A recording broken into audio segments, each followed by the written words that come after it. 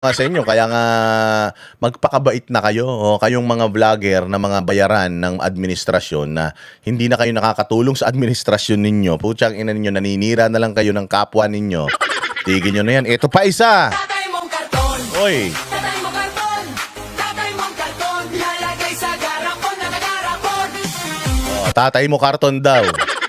Oo, ilalagay daw sa garapon. Oh, di ba? Oh. Sumayaw ba kami ng ganyan para sabihin na si Bongbong tanga? Mamatay ka na. Wala naman kaming ganyan pagka nag-i-speech siya, pinapahiya niya ang mga Pilipino, doon lang. Nagre-react lang tayo sa mga balita. Pero yung gagawa ka, yung gigising ka ng umaga, iisip ka ng konsepto para asarin yung mga followers ni Duterte at saka asarin ng mga Duterte, balahurain ng mga Duterte. O ngayon, natatawa yung mga Duterte supporter sa'yo na namatay ka. O, hindi ba yan ang gusto mo asarin sila? O, yun. Yun yung matagal mo nang pang-aasar sa kanila, yun yung pagtatawa nila sa'yo ngayon. O, sino ngayon ang nasa karton? O, tatay mo karton. Bakit ba lumabas yung tatay mo karton? Kasi si Pangulong Duterte, standy siya sa dahig. Yung karton, di ba? Na nakaprint yung kanyang mukha. O, tapos papapicture yung mga tao. Sabi ko kasi mabuti pa kay PRRD Stand-in na lang, may nagpapapicture pa kay Bongbong. Putang ina, buhay na tao yan pero walang lumalapit sa kanya so ilalagay daw sa garapon. Ibig sabihin, i-cremate. Kasi yun ang sabi ni Inday Sara If he dies, gusto daw niya, i-cremate siya. So ilalagay daw sa garapon. So she's celebrating it. She made a dance move about it. Made a video and made money dahil sa video na yan. Ang problema, siya nakalagay ngayon sa kahon. Yung kahon ni hindi mabuksan kasi butas yung mukha niya. Yan. Karma. Ang tawag dyan, ang gaba, dili magsaba, ang tawag dyan, karma. Karma is a bitch. Ito pa isa. Ito matindi. Eto na nga bang sinasabi ko mga minamahal? Wala na. Eto na mukhang pasuko na si Digong. Umaatras na sa laban na kanyang sinemon. Mo talaga sa Duterte. Ano naman itong kumakalat na balita? Lahat na lang kinarera mo. Saan ina ba naman mga minamahal? Imagine nai-issue ka na sa pagnanakaw. Kaya nga nai-impeach. Nai-issue ka pa sa panggagancho, pagtatrato. Pag nanakaw na, panggagancho pa. Tangina, pangit na tanga pa Dahil gamit ang pondo ng bayan. Mayroon ka pang tinatawag na tokhang-tokhang. Ngayon ano itong Tokang? Hindi naman kanya yung tokang Ano ganyan kabobo yung mga yan? Pucha, ito ang kalibre ng mga ginojos, ng mga vlogger, ng mga BBF supporter. Bobo. Tanga. Sabi ko sa inyo, marami talagang namatay na manghihinayang ka. Puta, ito, natuwa ka Mataki mo, nabawasan. Yung hangin man natin, limitado yan. Sinisinghot yan ng mga matitinong tao. Ang taki mo ganito kabobo, sinisinghot yung parehas na hangin na sinisinghot natin, sayang. Sayang. Kaya ayan, hindi na pinahinga. makalat na issue. Kaya ka pala pumupunta sa ibang bansa kasi nagpalaglag ka ng bata. Nagpalaglag ng bata. Imagine mo, ganyang ang kalibre, ang quality ng mga vlogger ni Bongbong. Wala silang mahanap sa mga Duterte na pwede nilang ulit-ulitin para siraan ng mga kredibilidad ng mga Duterte. Ganito ang ginagawa nila. Pumupunta daw si Inday Sara sa dahig para magpalaglag. Gago, ang dami dito. Ang dami kumadrona dito. Bakit pupunta ka pa sa dahig? Ang mahal-mahal ng pamasahe doon para magpalaglag. Ang nakakatawa pa nito, araw-araw nakikita mo si Inday Sara doon sa hig. Kung isang linggo siya doon, isang linggo siyang nagpapa-interview. Asan doon yung magpapalaglag si Inday? Tangina to mga to, palibasan, hindi pa nakalabas ng mga bansa itong mga to hindi, nakapunta na pala ng China itong mga pangit na to. Pero hindi pa to nakakapunta ng mga bansa na may mga malulupit na mga visa o yung may mga powerful na mga visa. Hindi pa nakakapunta itong mga to, kaya puta na hindi nila alam kung ano yung mga pinagsasabi nila ano pa? Uy, ang tanong ko, sino yung kabembangan mo kung totoo man tong putang inang balitang kumakalat na to? Diba? Yun ang ano nila kung totoo man to. Sinisiraan mo yung tao, tapos kung totoo man to. Di mo pala alam kung totoo tapos kinokontent mo. Tanga ka pala talaga dapat lang pala talaga mamatay ito ganito pala ang quality ng sabi ko sa inyo, hindi ko pinapanood tong mga to Nagkaroon lang ako ng interest panoorin itong mga ulol na ito nung lumalabas na sa social media yung kanilang mga yung kanilang mga pinaggagawa na ganito pala tong tao na to. Lagi daw tayong kinokontent nito, lagi daw tayong kinukutsa nito si Banat Bay, yung Banatero, si Pastor Kibuloy, grabe kung babuyin daw nito. Iglesia ni Cristo, grabe kung pagmumurahin nito. Ayan. Ano nangyari? Ang problema niyan, Yung pari mo, baka ni isang pare, walang pumunta sa'yo kung katoliko ka. Ang problema niyan, putang ina, doon sa impyerno, o nandoon pa yung ibang mga pari nyo, o doon ka na mangumpisal. Mainit ba dyan? Mainit sa baba. Ay, hindi, sabi nila 40 days bago siya pumunta dun sa kung saan siya dapat pumunta, o samantalahin mo na, umikot-ikot ka na, mag-mega mall ka na. Pumunta ka na kung saan-saan. Kasi pagka hinigop ka na ng impyerno, puta, wala nang labasan yun. Habang panahon. O sabi ko, dito sa mundong ibabaw, 70 years lang ang buhay mo. 70 taon. Pag lumagpas ka doon, ano na yan? Bonus na yan. O, palakpakan na yan kada araw na gumigising ka. Bonus na yan. Kung umabot ka 80, hay, salamat. Kung umabot ka 90, ang galing. Kung umabot ka 100, may pera ka pa. Oo, so 30 years na yung bonus na ibinigay sa'yo. Jackpot ka na. O, kailangan talaga, ang ginagawa, ano mo yan, sinasamantala mo yan, tsaka sa mga huling panahon ng buhay mo, kailangan mahanap mo na ang Panginoon at mag-repent ka na. Dahil kapag hindi ka nag-repent, pagdating mo dun sa, i-judge ka na, ayan na nga, yung huling hininga mo na. At hindi nila nakita na nag-repent, kaya hindi mo pwedeng pikein yun. Hindi ka pwedeng pumunta ng recto para kumuha ka ng clearance o ng certificate, ng peking certificate na nag-repent ka. Hindi Kailangan, bago ka mamatay, kailangan nag-repent ka na para at least kahit na papaano, yung kaluluwa mo may salba na. Ibig ko sabihin, mga bossing, yung sarap ng buhay mo rito sa mundo, ano yan, pansamantala lang yan. Pahiram lang sa atin yan. Yan yung entrance mo, papunta kung saan ka nararapat. Dalawa man lang ang meron tayo pupuntahan. Langit at saka lupa. Kaya nga may laro Langit, lupa, imperno. Walang purgatorio. Wala pong purgatorio. Sabi nung magaling na pastor na nakausap ko, wala daw purgatorio. Yung purgatorio, ginawa lang daw yan. Para pagkakitaan. Pero walang purgatorio. Langit at lupa lang. Yun lang ang pupuntahan mo. Wala nang iba. At yun ang buhay mo talaga. Eternal yun. Walang katapusan. Kung sa mundong ibabaw, 70 years yung lifespan mo, pag lumagpas ka doon, bonus, pero lahat tayo ang pupuntahan natin kamatayan, di ba? Walang immortal na tao. Lahat tayo mapupunta sa kamatayan. So, kahit anong daming perang pagkukunin mo, hindi nun kayang i-extend ang buhay mo. Kahit gaano ka-powerful sa politika, hindi nun kayang i-extend ang buhay mo. Pag hanggang dito ka lang. Bakit binigyan niya ng katapusan? Kasi binigyan ka ng mahabang panahon para ayusin mo yung sarili mo. Para maging karapat-dapat ka sa kaharian ng Panginoon. Pastor Dada. Binigyan ka ng mahabang panahon, 70 years to correct or at least man lang maging katanggap-tanggap ka. Meron kang ganong kahabang panahon. Para maging katanggap-tanggap ka doon. Pagdating mo doon, hindi ka naging katanggap-tanggap dahil hindi ka nag-repent. Hindi mo sinunod yung yung kanyang nais, yung kanyang way of life, naging ganito kang tao.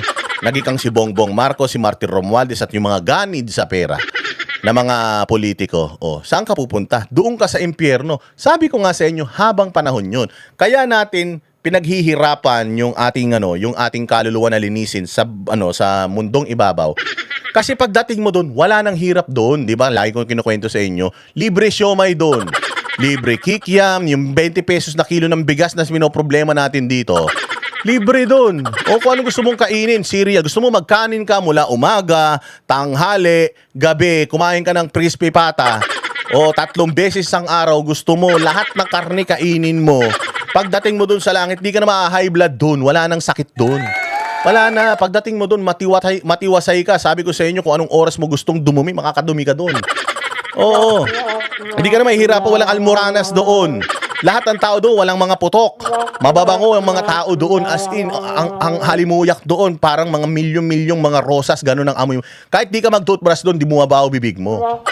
Tsaka di ka nagkakatigyawat doon sa langit. Talagang lahat ng maisip mong maganda, hangarin mo sa buhay mo, kotse, helicopter, jet, lahat ng gusto mo, nandoon lahat yun. Kaya nga pinahihirapan ka dito sa mundo para linisin mo lahat ng mga nakikita mong temptations, hindi ba? Kapag kayan sa loob ng 70 years, parang itong mundo na to, kulungan to. Para itong preso na kapag lumaya ka dito, yung paglaya mo dito, tegi ka. Pag lumaya ka dito, yun na yung yun na yung kung saan ka ng destination mapupunta. Sa kaginhawaan ba o sa kahirapan? Pagdating mo dun sa langit, lahat yun. Lahat yun, lahat.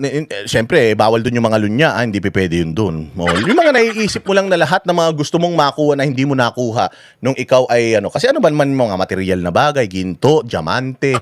Gusto mo pati butas ng ng mata mo, palagyan mo ng diamante doon sa langit, lahat yun. Sabi nga nila, ang nilalakaran mo daw doon ay ginto. Oo, ang mo daw doon, ang dingding daw doon ay mga diamante, emerald, lahat ng mamamahal, ruby. Lahat ng mamahaling mga bato. Oo, yung mga bahay daw doon, antitindi, yung mga doorknob, o kung gusto mo kasing laki ng nyug na diamante, yung doorknob mo, walang problema. Yung chandelier mo, hindi lang salamin, talagang mga diamante. Maniwala, hindi mo lang maisanla yun.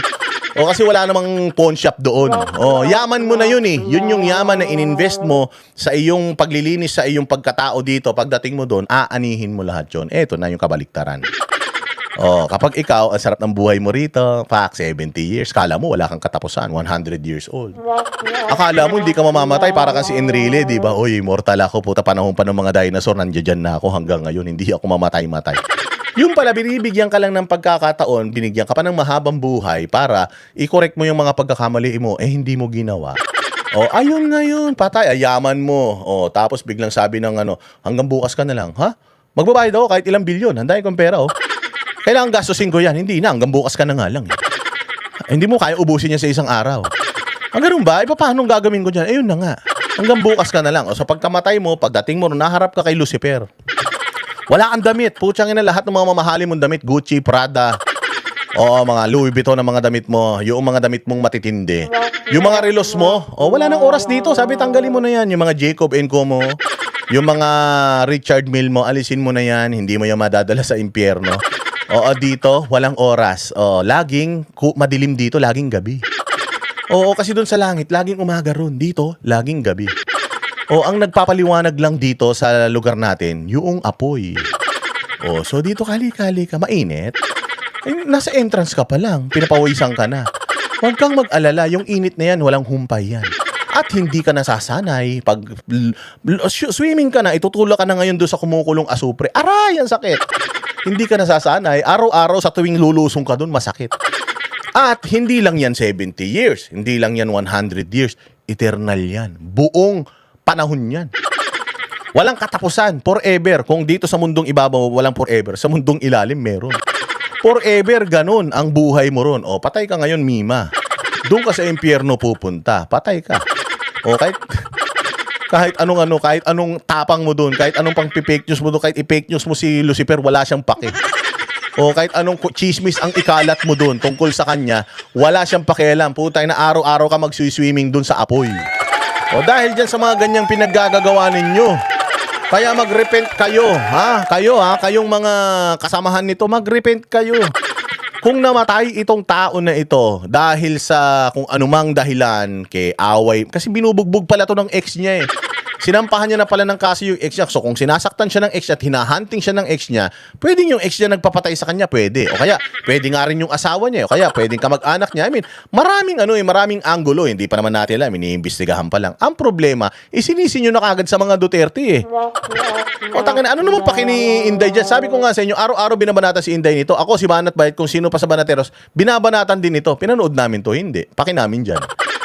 Binabanatan ka na nga, panonorin mo pa. Di ba? Binabanatan ka, di wag mong pakinggan, hindi ka masasaktan kasi hindi mo alam kung ano yung mga pinagsasabi niya sa'yo. Kung may tao na magsabi sa akin, oy, sabi ni Mima ganito ka, pake ko.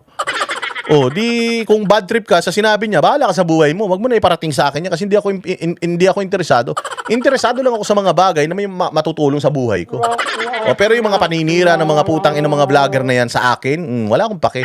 Hindi naman ako ang main character dito. Hindi ako problema ng bayang Pilipinas. Ang problema ng bayang Pilipinas, si Bongbong Marcos So focus ako dun. Hindi ba? Focus ako dun. Hindi na ako kung saan pupunta. Nakita mo ako na bumabanat sa mga vlogger. Ngayon lang man ako nag-content ng mga vlogger. Bihirang-bihira yan. Bihirang-bihira, pinagbibigyan ko lang kayo. Pero itong aling na to, nakikita mo, pare-parehas sila ng pati media, anti-Duterte vlogger.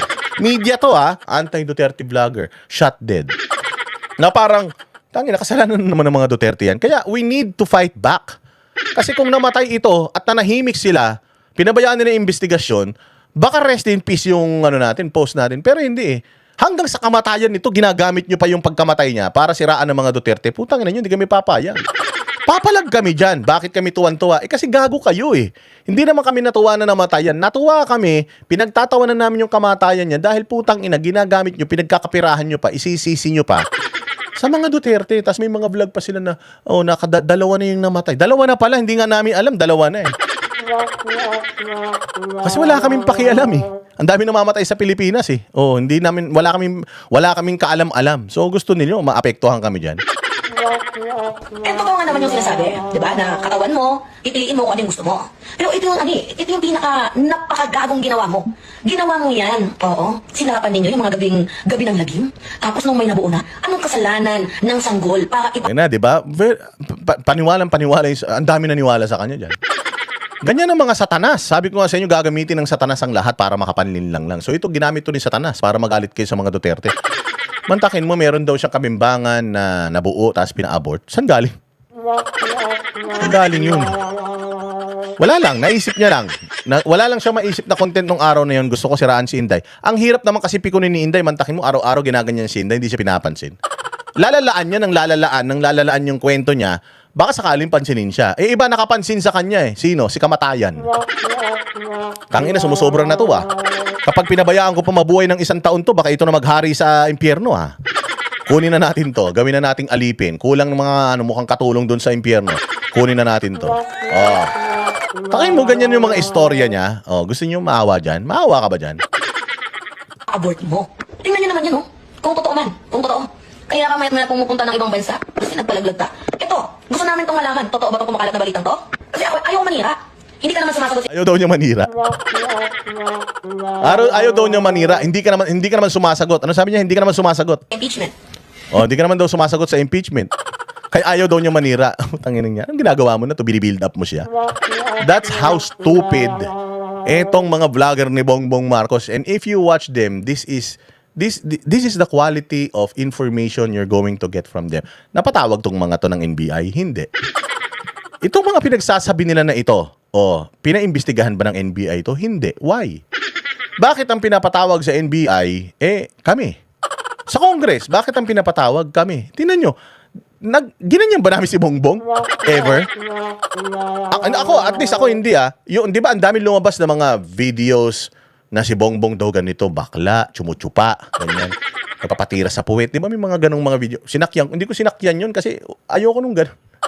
Ayoko nung gano'n, pag wala akong ebidensya, hindi ako mag-aano. Ngayon, may mga videos na lobas, yung pasinghot-singhot, di ko rin tinatch yun eh. Kasi nga, miski ako, hindi ako convinced na legit yun eh. Pero hindi naman ako expert. I'm not saying it's not legit. I'm also not saying it's legit. Pero ayaw kong gamitin yung ang daming content eh. Matalino ako, alam ko matalino ako. Ang dami kong pwedeng pag-usapan. Tinan mo, ilang minuto na tayo, mag-1 oras na tayo. 'Di ba? So kayang-kaya ko naman magdiskurso kahit araw-araw eh. Wag lang akong gagawa ng fake news. Fake news peddler ako, pero ayaw kong gumawa ng fake news. Yung ako ang gagawa ng fake news. Ibabalita ko yung fake news. Saklap. Di ba? Mantakin mo, ganito ang kalibre ng utak tapos binabayaran. Ang masaklap nito, pera ng taong bayan yung pinambabayad sa mga ganung klase ng mga tao.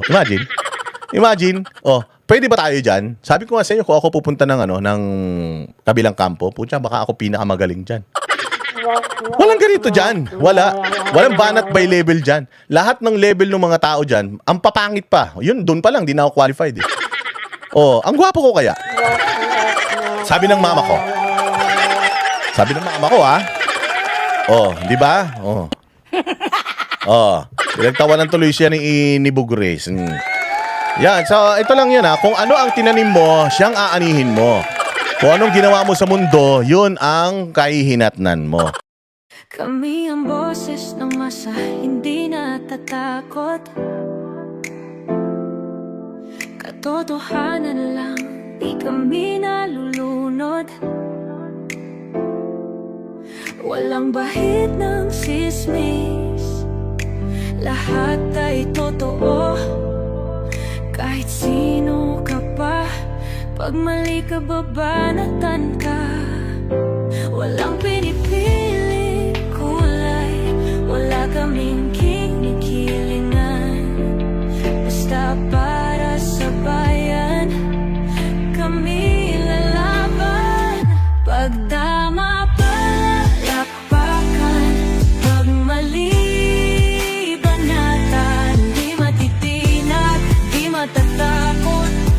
sa bayan, tuloy ang sigaw. Sa harap ng kamera, walang halong takot. Mga baluktot, lahat kayo'y tutumba. Ang hustisya at totoo, yun lang ang mahalaga. Kahit sinong harang, di kami matitinag. Walang pinipiling kulay, wala kaming kinikilingan. Basta para sa bayan, kami lalaban. Pag tama palakpakan, pag mali banatan. Di matitinag, di matatakot. Para sa bayan, tuloy ang sigaw. Kung nasa tama ka, ikaw ay aming kasama. Pero pag mali ka, handa ka na bang mabasag? Banateros kami, walang inuunan. Dahil bayan muna, bago ang sarili.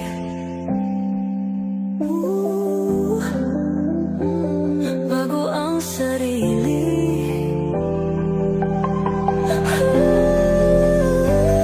Pag tama palakpakan, pag mali banatan. Banateros ang sigaw, katotohanan ang